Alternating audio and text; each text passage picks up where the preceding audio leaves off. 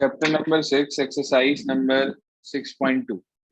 देखो इसके अंदर हमारे पास जो क्वेश्चंस हैं इंक्रीजिंग डिक्रीजिंग वाले, काफी हद तक क्वेश्चंस में टाइप 1 टाइप 2 मैंने आपको बता दी थी, लेकिन कुछ क्वेश्चंस का डिफरेंशिएशन थोड़ा सा कॉम्प्लिकेटेड हो जाता है हमारे पास। जैसे कि आप ये देखें एग्जाम्पल नंबर 9। अब ये ऐसा डिफरेंशिएशन है जिसमें बच्चे थोड़ी सी प्रॉब्लम फेस करते हैं। लिखा है y is equals to x raise to की पावर x। अगर मैं इसे x मानूं तो भी कोई फायदा नहीं, अगर मैं इसे x मानूं तो भी कोई फायदा नहीं। ना तो मेरे पास x की पावर x का कोई फॉर्मूला मौजूद है, ना मैं अप्लाई कर सकता। तो ये फंक्शन पे फंक्शन है। देखो फंक्शन पे फंक्शन जो होता है वो बेसिकली लॉग की हेल्प से होता है। अब लॉग आप लोगों ने सीखा है क्लास 11th के अंदर कि लॉग की कुछ प्रॉपर्टीज होती हैं। तो जब भी कभी फंक्शन पे फंक्शन दिखाई दे जाए, 2 रेज टू की पावर एक्स फंक्शन पे फंक्शन नहीं है, ये कांस्टेंट की पावर फंक्शन है। और एक्स रेज टू की पावर 2 ये भी फंक्शन पे फंक्शन नहीं है, ये आपके पास फंक्शन की पावर कांस्टेंट है। इसमें लगेगा एक्स की पावर एन वाला फार्मूला, जबकि इसमें लगेगा ए रेज टू की पावर एक्स वाला फार्मूला। मगर इसमें इन दोनों में से कोई भी फार्मूला एप्लीकेबल नहीं है, तो आपको इसके अंदर लॉग लेना पड़ेगा। अब लॉग कैसे लेंगे? हमने इसमें लिखा taking log, log y is equals to, एक प्रॉपर्टी पढ़ी थी आपने लास्ट ईयर लॉग की, याद होगी आपको। लॉग ए रेज टू की पावर बी को क्या लिख सकते थे?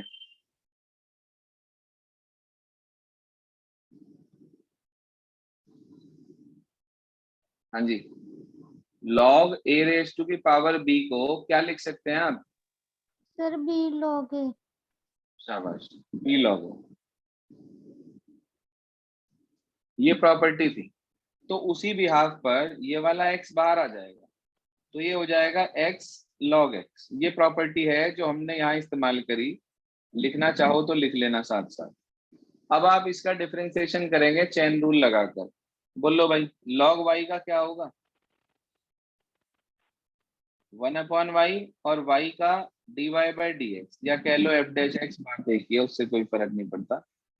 x अपनी जगह, log x का 1/x, उसके बाद log x अपनी जगह और x का 1। डिफरेंशिएशन आता है सबको या कोई परेशानी? प्रोडक्ट रूल मालूम है? यस हाँ सर। जी सर। तो मेरे बच्चे आपके पास ध्यान दो, तो dy/dx यानी कि एफ डैश एक्स की वैल्यू आ गई। ये तो कैंसिल आउट हो गया, ये y ऊपर चला गया। ब्रैकेट में लिखा है 1 प्लस लॉग एक्स। तो आपके पास dy/dx की वैल्यू आ गई एक्स रेज टू की पावर एक्स, और ब्रैकेट में 1 प्लस लॉग एक्स। अब उसने मुझे ये बोला कि x ग्रेटर देन 0 है। देखो क्वेश्चन में ये कहा गया इस फंक्शन के साथ साथ कि x ग्रेटर देन 0 है, और मुझे इस पूरे फंक्शन को स्ट्रिक्टली इंक्रीजिंग प्रूव करना है। याद रखना 1 प्लस लॉग एक्स, ये आ गया dy/dx। मुझे x की वैल्यू फाइंड आउट करनी है पूरे उसमें कि x की क्या वैल्यू मेरे पास यहाँ पर निकलेगी। तो आपको मैंने पढ़ाया था कि भाई ये पूरा x ग्रेटर देन 0 है, तो अगर x ग्रेटर देन 0 है तो x रेज टू की पावर x हर हालत में पॉजिटिव वैल्यू देगा।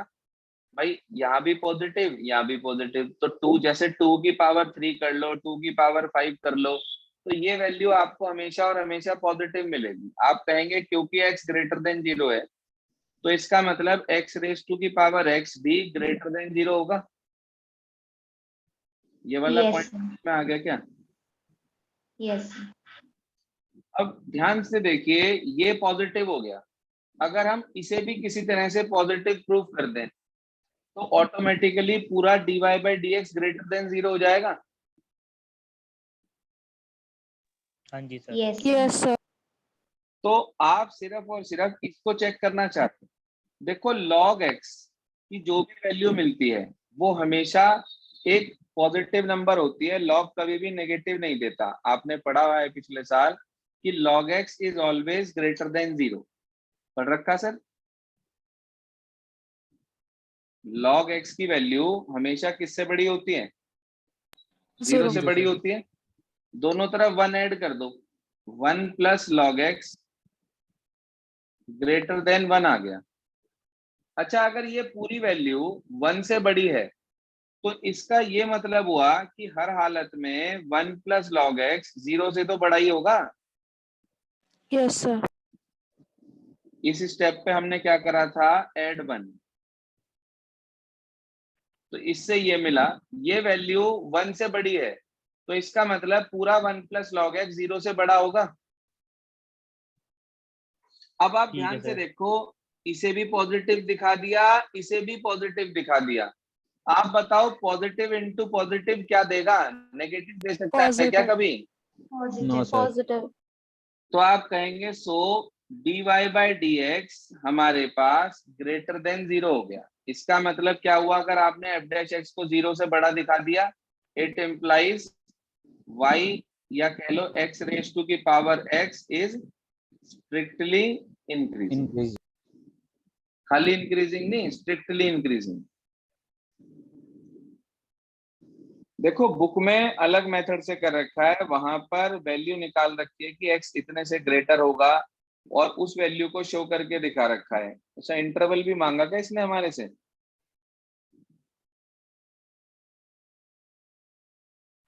हाँ जी, इसने हमारे से इंटरवल भी मांगा है भाई। ये तो हमने इसे स्ट्रिक्टली इंक्रीजिंग प्रूफ कर दिया कि ये स्ट्रिक्टली इंक्रीजिंग फंक्शन है, लेकिन उसने हमारे से एक चीज और मांग ली कि इंटरवल निकालो। क्वेश्चन पे ध्यान नहीं दिया था मैंने, सिर्फ स्ट्रिक्टली इंक्रीजिंग देख लिया। इसने बोला फाइंड द इंटरवल। आपको इंटरवल वाली कैटेगरी में इसे 0 रखना सिखाया है मैंने। हाँ जी, dy बाई डी एक्स को 0 रखते हैं, ये वैल्यू पॉजिटिव आ चुकी है हमारे पास, तो हम क्या करेंगे, 1 प्लस लॉग एक्स हमारा ग्रेटर देन 0 आ चुका, यहीं से ले लो। 1 plus log x greater than 0 आ चुका, तो इसका मतलब ये होगा कि लॉग एक्स ग्रेटर देन -1 होगा क्या? दोनों तरफ से 1 माइनस कर दिया, तो yes log sir. x greater than -1 हो गया। अच्छा, log की एक और प्रॉपर्टी पड़ी थी, याद हो यदि, log a to the base b अगर c के इक्वल है तो b रेज टू की power c equals to a होता है। याद है, भूल गए? सर याद है। जिन बच्चों को याद नहीं है उनके लिए मैं लॉग की प्रॉपर्टीज एक बार रीसेंड कर दूंगा आपके पास, तो उसे आपको सारी प्रॉपर्टीज रिकॉल हो जाएंगी, उसे एक बार पढ़ लीजिएगा ध्यान से। तो log a to the base b अगर इक्वल टू c है तो उसे हम लिखते हैं b रेज टू की power c equals to a। आपको मैंने बताया था अगर log के बेस में कुछ नहीं है तो क्या होता है यहाँ पर?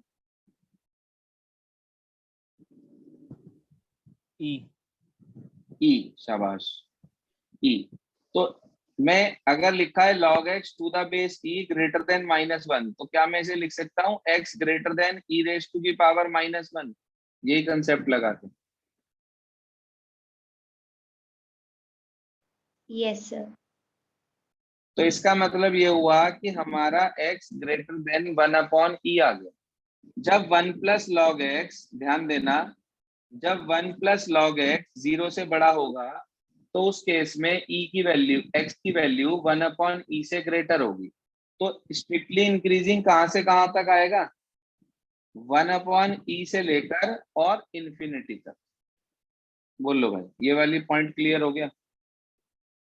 सर ये वाला दोबारा बता दो, log ex वाला जो आपने भी बताया। ये वाली प्रॉपर्टी यस सर।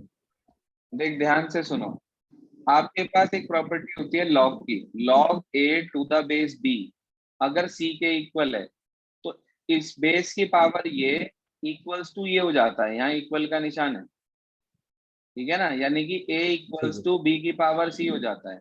तो ऐसे ही x यहाँ ग्रेटर का निशान है, तो x greater than e raise to की पावर -1, यानी कि x की वैल्यू ग्रेटर आ गई 1/e से। ये अब हमें एक बात पता चल गई कि ये 1 प्लस लॉग एक्स 0 से बड़ा सिर्फ और सिर्फ तब होगा जब x 1/e से ग्रेटर होगा, यानी कि स्ट्रिक्टली इंक्रीजिंग जो इंटरवल आएगा वो 1/e से इंफिनिटी आएगा। आप यहाँ पर ओपन ब्रैकेट का इस्तेमाल करेंगे, क्लोज का इस्तेमाल नहीं करेंगे। क्लियर हो गई बात? Yes sir. Yes sir. ये था आपके पास एग्जाम्पल 9। और जो आप कह रहे थे एक्सरसाइज का क्वेश्चन नंबर 4 का सेकंड पार्ट, वो डिफरेंट है, वो ये नहीं है। ध्यान दीजिए वो क्या है, वो भी समझा देता हूं आपको। इसने बोला हमारे से कि show that function f x is equals to 5 raise to की power x is strictly increasing. Question 4 से पहले कोई डाउट तो नहीं? No sir. देखो ध्यान से, क्वेश्चन नंबर 1 जो है, एक बार बता देता हूँ, हिंट दे देता हूँ।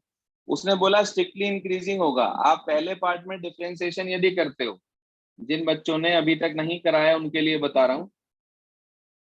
पहला पार्ट लिखा है f x is equals to 3x plus 17। आपने डिफरेंशिएशन कर दिया, वो 3 आ गया, विच इज ग्रेटर देन 0।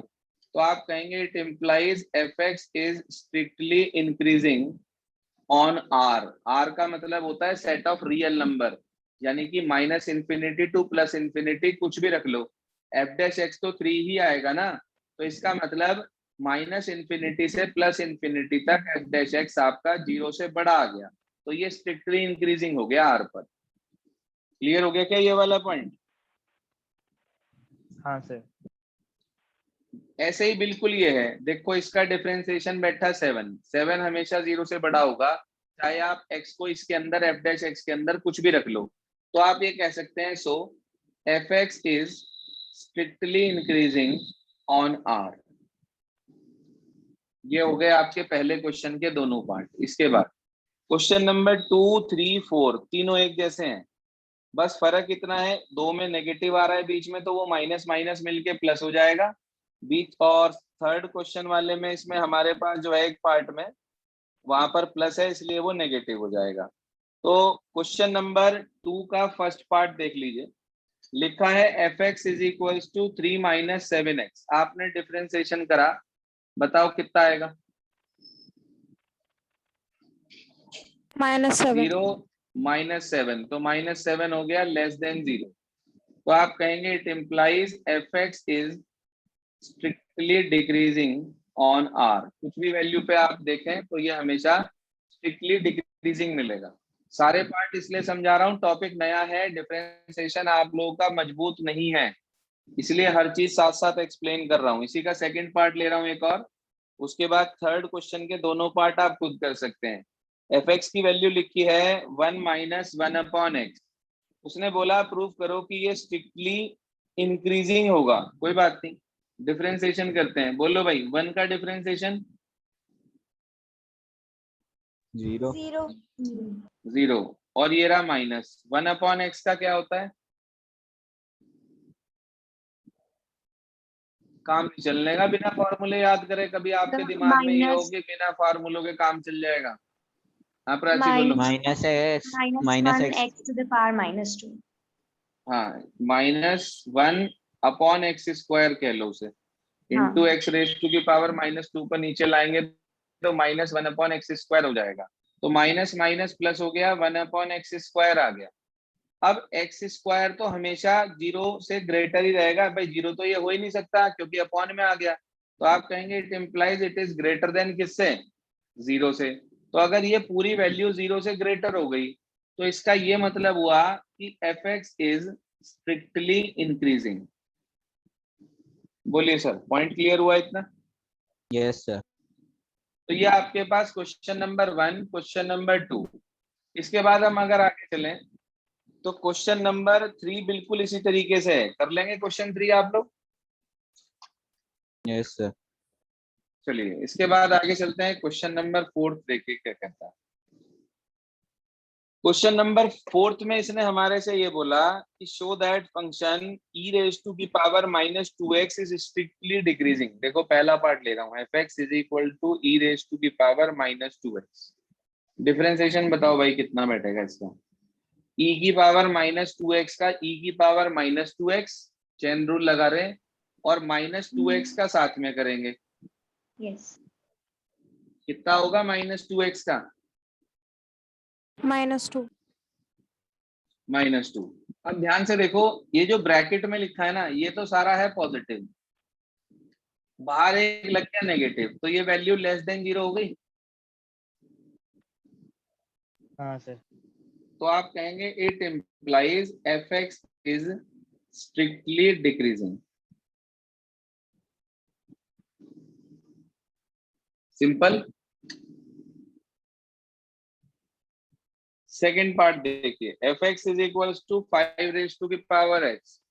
बताओ भाई, ए रेज टू की पावर एक्स का क्या डिफरेंशिएशन होता है? आपको लिखवा रखा है d by d x of a raise to की power x. a to the power x minus Sir, a to ये the होता power है x log to the base e into it. log a to the base e, ऐसे पढ़ते हैं इसको, log to the base e at a नहीं पढ़ते, इसको पढ़ने का तरीका है log a to the base ई।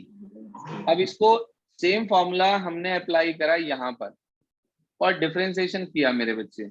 तो 5 रेज टू की पावर x का डिफरेंशिएशन 5 रेज टू की power x log 5 to the base e. हाँ जी, ये पॉजिटिव, और 5 की कोई भी पावर आप ले लें तो वो भी पॉजिटिव। तो इसका मतलब आप कहेंगे clearly F dash x greater than 0 है। तो इसका मतलब it implies F x is strictly increasing. Is this clear now? हाँ भाई, क्लियर है बात? Yes. चलिए आगे चलते हैं। क्वेश्चन नंबर 5 प्रॉब्लम में था हमारे पास, क्या कहता है 5 को समझिए। क्वेश्चन नंबर 5, जी हाँ सर। क्वेश्चन 5 में उसने हमारे से ये बोला कि फॉर व्हाट वैल्यू ऑफ के फंक्शन दिस इज डिक्रीजिंग। कोई बात नहीं, फंक्शन नोट करा हमने। फंक्शन है के एक्स क्यूब प्लस 5। हाँ भाई, डिफरेंशिएशन बताओ।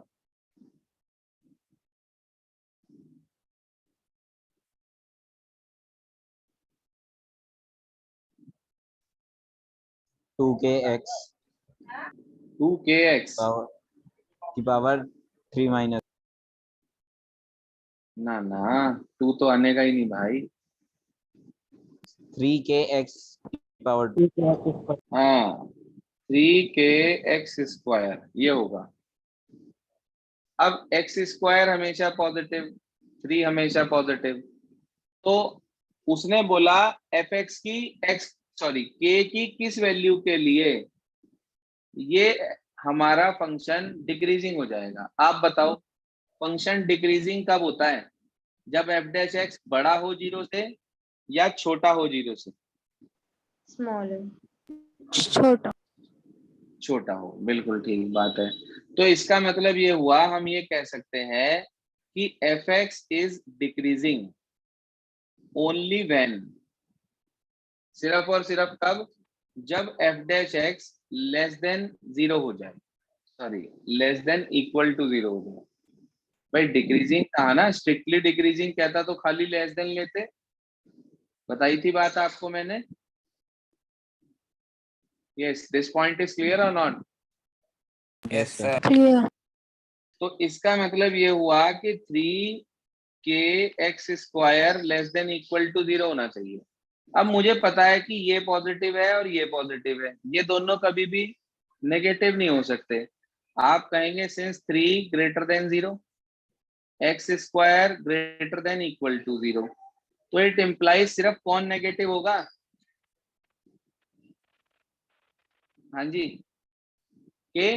भाई के नेगेटिव होते ही पूरा नेगेटिव हो जाएगा ये, तो हम ये कह सकते हैं कि के लेस देन इक्वल टू 0 होगा। बताइए सर, पॉइंट क्लियर हो गया ये वाला? Yes sir. बुक में आंसर में ना खाली लेस देन लगा है, उसे इक्वालिटी और लगा लोगों के। पॉइंट क्लियर हो गया ये वाला सभी को? 5th question. Yes, sir. 5th के बाद अगली प्रॉब्लम कौन सी थी हमारी? 8th। रिया, तुम्हारी थी 8th। कोई प्रॉब्लम यहाँ पर? 8th। ये फिफ्थ वाली देख रहे हैं। 6th थी। 6th तो बहुत आसान है। 6th तो एग्जाम्पल में भी था एक ऐसा, समझो। F x is equal to, मेरे बच्चे लिखा है ए एक्स प्लस बी। आपने डिफरेंशिएशन करा तो खाली ए आ गया। उसने हमारे से ये बोला कि function a x plus b is strictly decreasing सिर्फ जब ए छोटा होगा। आप बताओ कि f x is strictly decreasing only when, सिर्फ कब? जब आपका f dash x less than 0 होगा। भाई इसी तरह का ही तो क्वेश्चन है। F x Yes, strictly decreasing सिर्फ तब होगा जब एफ डैश एक्स 0 से छोटा होगा। तो आप एफ डैश एक्स की वैल्यू बताओ ना कितनी है। ए, तो आप कह देंगे it implies f x strictly decreasing सिर्फ तब होगा जब ए 0 से छोटा होगा। देखो क्या प्रूव करना था 6th क्वेश्चन में, चेक करो।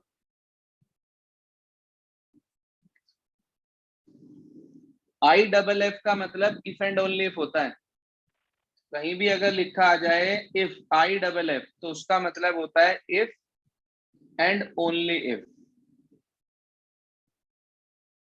कभी सोचो गलती से इफ लिखा गया। पॉइंट क्लियर हो गया ये वाला। सर ये जब स्ट्रिक्टली डिक्रीजिंग था तो ये भाई था नहीं, उसने कहा ये प्रूव करो कि एफ एक्स स्ट्रिक्टली डिक्रीजिंग सिर्फ तब होगा जब ए 0 से छोटा होगा। हम यहाँ पर ये लेकर चले कि एफ एक्स स्ट्रिक्टली डिक्रीजिंग हमारे पास है, मगर कब? जब ए 0 से छोटा है। हमने ये बात प्रूव करी है यहाँ पर। ठीक है। इसके बाद अगली प्रॉब्लम कौन सी थी 6th के बाद? क्वेश्चन 8। सुनिए ध्यान से 8 क्या कहता है।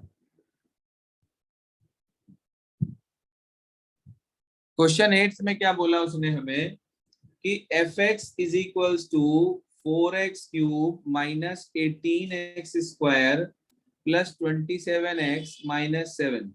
उसने बोला प्रूफ करो कि ये स्ट्रिक्टली इंक्रीजिंग होगा आर पे।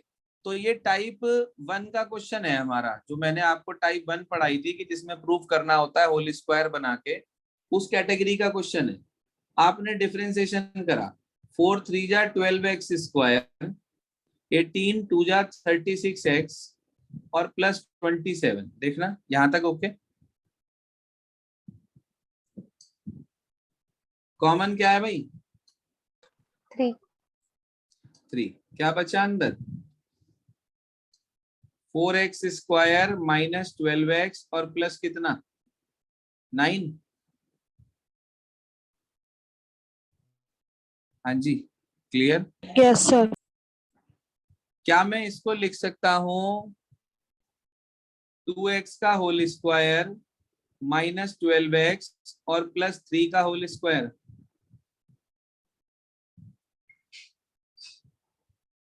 देखना Yes, sir. फॉर्मूला बन गया क्या? ए स्क्वायर प्लस बी स्क्वायर, इन दोनों की मल्टीप्लीकेशन का डबल करके ये आ रहा है क्या? 2x इंटू 3 6x, 6 2 जा 12x। तो ये फॉर्मूला बन गया क्या? 3 इंटू 2x माइनस 3 का होल स्क्वायर। Yes sir.